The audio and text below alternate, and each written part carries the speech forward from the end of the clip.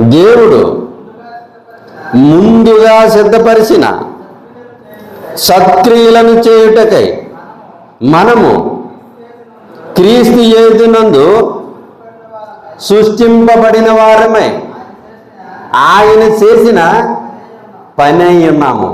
ఎవరు పని చేయడానికి ఇక్కడ దేవుడు పంపించాడట? ఎవరు పని చేయడానికి ఇక్కడ దేవుడు మనుషుల్ని పంపించాడట? దేవుని పని చేయడానికి ప్రతి మనిషిని ఈ భూమి మీదకి దేవుడు పంపించాడు. అర్థమవుతుందా? సత్క్రియలు అనగా మంచి పనులు చేయుటకే ఈ భూమి మీదకి ప్రతి మనిషిని పంపించాడు. మనం అనుకుంటాం, నేను పుట్టాను కనుక మా అమ్మా నాన్నకి మంచిగా చూసుకోవాలి, నేను పిల్లల్ని కన్నాను కనుక నా పిల్లల్ని నేను మంచిగా చూసుకోవాలి అని అనుకుంటాం. మనము ఎవరినో సంతోష పెట్టడానికో ఎవరినో ఈ లోకంలో పెంచడానికో మనం రాలేదు. దేవుని పని చేయడానికి ఈ భూమి మీదకట పంపించాడు దేవుడు. ఎందుకు పంపించాడు దేవుడు? దేవుని పని. ఏం పని అవి?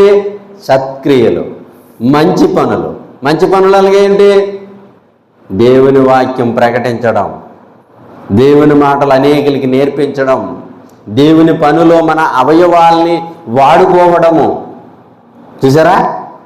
దేవుని కోసం మనకున్న ధనాన్ని, మనకున్న అవయవాల్ని, మనకున్న శరీరాన్ని, సమస్తాన్ని సమర్పించుకోవడమే. ఈ శరీరం ఎవరిచ్చారు? దేవుడు.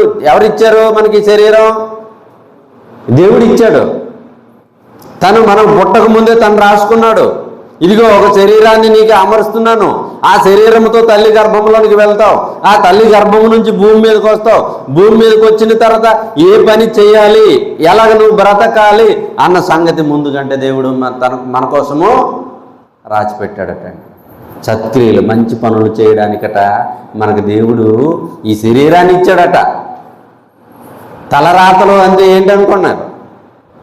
దేవుడు తల మీద రాతలు రాసి పంపించలేదు నీకు. మంచి పని చేయనానే అని ఈ భూమి మీదకి పంపించాడు.